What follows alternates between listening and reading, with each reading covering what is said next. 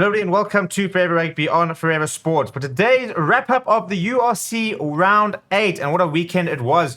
And some pretty good results. Some of the South African sides, a bit of a disaster result for another one, and another very interesting week of sort of moving as we sort of now quite well into the URC, and now starting to sort of get to the situations or the sort of the stages where, you know, the idea of getting top 8, top 4 are starting to look sort of a little bit more clear. And whilst there's still a lot of rugby to play, I mean, about halfway through the season, really, you can already start seeing, you know, early favourites, as well as players, you know, if they win a couple of games, could very much give themselves a chance of being in the top 8, which does give them European Champions Cup qualification. So very important to try and get into that top 8. Before we look at the results, please do smash like on the video. Please do subscribe to the channel as well. And it all started very well for the Stormers, who beat the Scarlets 36 points to 19, despite having not a single player who started in the URC final starting for them this weekend. Did manage to get off to that 36-19 victory. It was a very good early start for the Stormers, and they kind of put Scarlets away. And while Scarlets did try and come back, just didn't really have enough in the tank to ever look like they were going to be able to come back and get a result against the Stormers. So the perfect start for the South African side there. And yeah, a couple of noted performances. I thought Kate Voliter looked very nice. Coming off back of injury, looked nice in the shirt, so it was good to see that. Clayton Blommetjies just looks worth his weight in gold. You know, I think really have successfully replaced Warwick Gelant, and you know, you obviously would have him back tomorrow, but not really missing him because Blommetjies has slotted in so well. So it's very impressive. I also thought the front row stood up for the first time really this season in terms of the reserve front row. So it's good to see them take on responsibility. Ulster continue to look really good as they beat Zebra 36 points to 15. And look, I think, to be fair, I think a year ago, I think Zebra aren't getting 15 points there. So while Zebra are still quite far at the bottom, I think they are still a side that are improving, and I think there is signs that they are taking steps as a side. Very much not there yet, but I think that if you look back at the season, there are certain results which actually could have gone the other way. So, but the main thing for Ulster is to get those points, keep racking up those victories, and get themselves an opportunity for a home playoff, which is very much where they are in at the moment. Saturday then saw a pretty impressive performance from the Bulls as they beat Ospreys 43 points to 26. Delay for kickoff was delayed by half an hour. It didn't seem to impact the home side at all. Some very nice tries being scored, a lot of points being scored.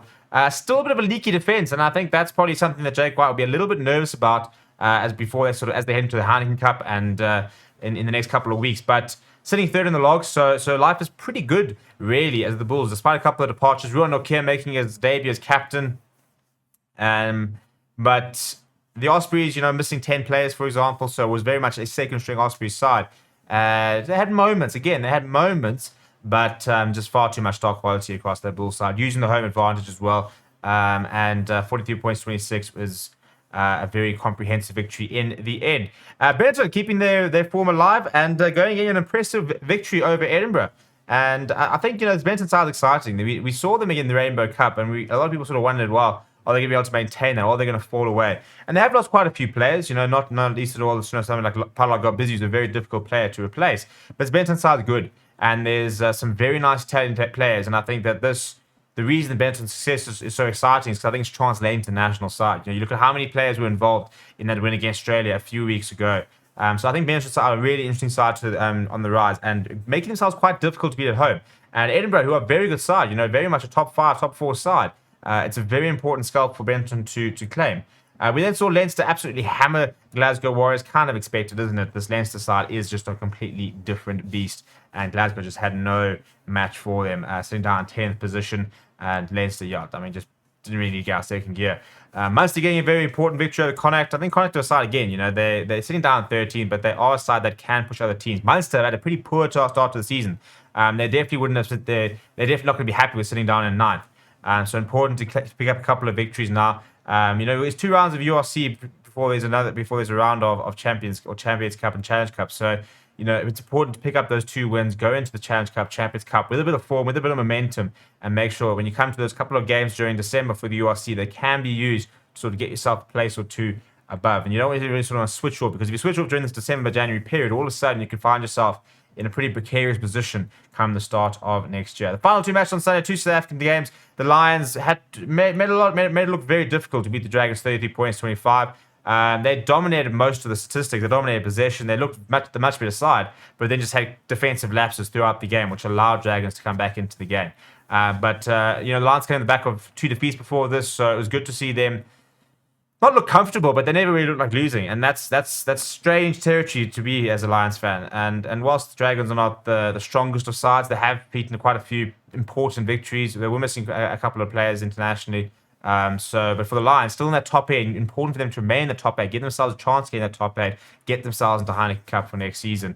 And then the Sharks, well, we have to talk about the Sharks, don't we? Because is there a little bit of a crisis? They currently sit in 12th place after receiving a 35-0 hammering at the hands of Cardiff. The only side not to score any points this weekend, and it's not good enough, really. And, yes, you can use all the excuses about the Springbok players not being available. This Sharks squad is absolutely stacked and had more than enough firepower to get past. I mean, you think of the international the centres of Francois Venter, Ryan Janssen van Rensburg, Ben Tapawai coming off the bench. You've got you've got the likes of Vincent Suka in that pack, Carly Sardi in that pack, Tigo Inoche in that pack. James Fence is a quality player. There are so many good players in that Sharks side that there really are no excuses for this performance, to be honest. And whilst for Cardiff, it's a brilliant result for them and really impressive to go there and get the job done in such epic, style. There has to be a couple of alarm bells ringing out of Sharks because they can't be sitting in 12th place with the squad they've got, not with the investment. You look at the Lions, are sitting in 7th place, the Sharks down to 12th. I mean, the Sharks ransacked the Lions in the last couple of years. The Lions have been ransacked, have got a very young squad, very inexperienced squad, and are sitting 5 places above the Manchester City of Rugby, who've gone and signed all these phenomenal players, but can't get all the results. I think there's going to be a lot of growing pressure on the coaching staff if they don't start turning things around, because things are looking really quite worrying for the Sharks. They've had some results, but just not really been good enough. So if we look at the log, Leicester sitting atop there quite comfortably, 38 points there. Ulster do have a game in hand, so the closer they can get us up to 35 points. The Stormers can get up to 34 points. So yeah, Leicester very comfortable at the top. They're 8 from 8, haven't drawn a game, haven't lost a game, have scored 261 points, have had 109 points scored against them, which is probably the most impressive thing. The fewest amount of points conceded by quite a large margin. Ulster, though, also really good. Just that one loss, and in their sort of season so far, the Bulls, those 2 losses coming on the road, have made Fortress Loftus continue to be Fortress Loftus. Stormers with a game in hand of the Bulls, so they can go into 3rd place. They'll be very happy with it. They're very well poised. And the Lions with a game in hand, where a bonus point win would actually take them into 5th.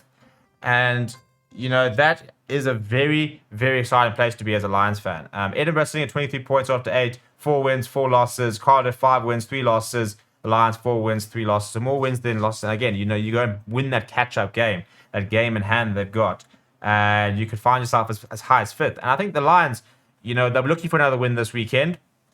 And if they can get it, I think all of a sudden this Lions side will be sitting there going, you know what, guys, we can actually get into the playoffs. We can get themselves into the top 8. This is that very important purple line. This is Champions Cup qualification. And at the moment, Bennett's sitting there as well. Munster outsider, which would be massive if they weren't to make it. Glasgow Warriors sitting outside.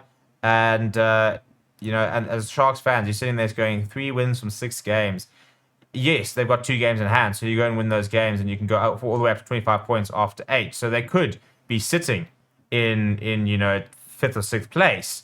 So it's not really a disaster situation, but three wins from 6 games for a side who I think are probably looking to try and win this competition, looking to try and make themselves European challengers, and they're just not at the moment. And minus 34 points difference tells a big story. They conceded 197 points.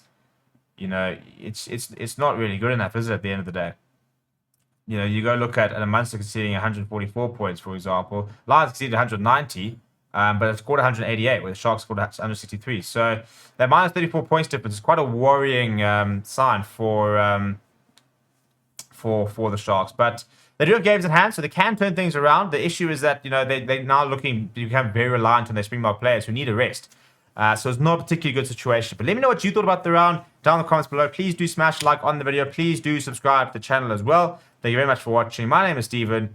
I'll chat to you soon.